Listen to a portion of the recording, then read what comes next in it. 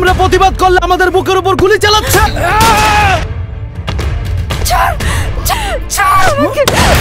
ত্যাগ ও কষ্টের বিনিময়ে আমরা পাবো স্বাধীনতার উদীয়মান সূর্য। আমরা অনেক সময় বলে থাকি এটা মুক্তিযুদ্ধের অকাট্য দলিল, এটা মুক্তিযুদ্ধের সিনেমা।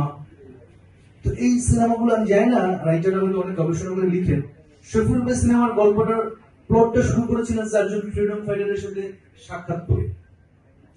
উনি ভালোবাসেন দেশকে, কাজ করতে চেয়েছেন, কর্তব্য ফিল্ম, এটা হয়তো আরো ফিল্ম বানাবেন উনি, কিন্তু কাজ করতে চেয়েছেন যে না আমি আমার দেশ প্রেমের জায়গা নিয়ে কাজ করব। তো সেই জায়গা থেকে উনি চারজন ফ্রিডম ফাইটারের কাছ থেকে তিনি তাদের গল্প শুনেছেন, যুদ্ধকালীন সময় তাদের ভূমিকা শুনেছেন, সেগুলোর একটি মালা তিনি গেঁথেছেন। তার সাথে এই সিনেমা দেখে আমার কাছে যেটা মনে হয় যে আমরা সবাই বলি সিনেমায় গান, হলিউডের সিনেমাতে গান নেই, তাহলে আমাদের সিনেমা কেন গান লাগে? আসলে আমাদের কৃষ্টি কালচার, আমাদের সংস্কৃতির সাথে গান সম্পৃক্ত, গান চলে আসে।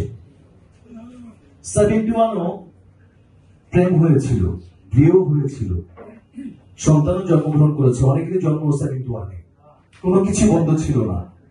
গল্পের প্রয়োজনই প্রেম আসছে, প্রেমের প্রয়োজনই যুদ্ধ আসছে, তারই আবহ তৈরি হয়েছে গান দিয়ে। তো যা কিছু হয়েছে গানের কথা বা অ্যাকশন দৃশ্য বলে সবকিছু হয়েছে গল্পের প্রয়োজনে।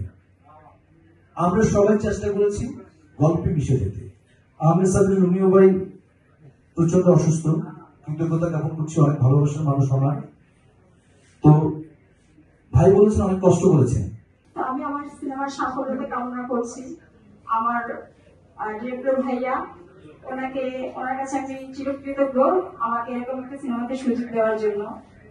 তো সবার প্রতি আমার আন্তরিক ভালোবাসা, দোয়া করবেন সবাই আমার জন্য, এবং অবশ্যই আপনারা আমাকে আমাদের উদীয়মান সিনেমাকে সাপোর্ট করবেন। আসসালামু আলাইকুম। সিনেমা অবশ্যই একটা ভালো দিকে যাবে এবং আমি আশা করি আপনারা সবাই পাশে থাকবেন। বাংলাদেশ চলচ্চিত্র পরিচালক সমিতি ওর পাশে সবসময় আছে এবং সবসময় থাকবে। আমি এই ছবির সাফল্য কামনা করছি এবং পাশাপাশি আরেকটি কথা বলতে চাই, আজকে সিনেমার দুর্গে সিনেমার আজকে দৈন্য অবস্থা, তার মধ্যে নিজস্ব অর্থায়নে আজকে সিনেমা তৈরি করেছেন, সেটার জন্য আমি বাংলাদেশ চলচ্চিত্র পরিচালক সমিতির পক্ষ থেকে তাকে ধন্যবাদ এবং কৃতজ্ঞতা জানাচ্ছি।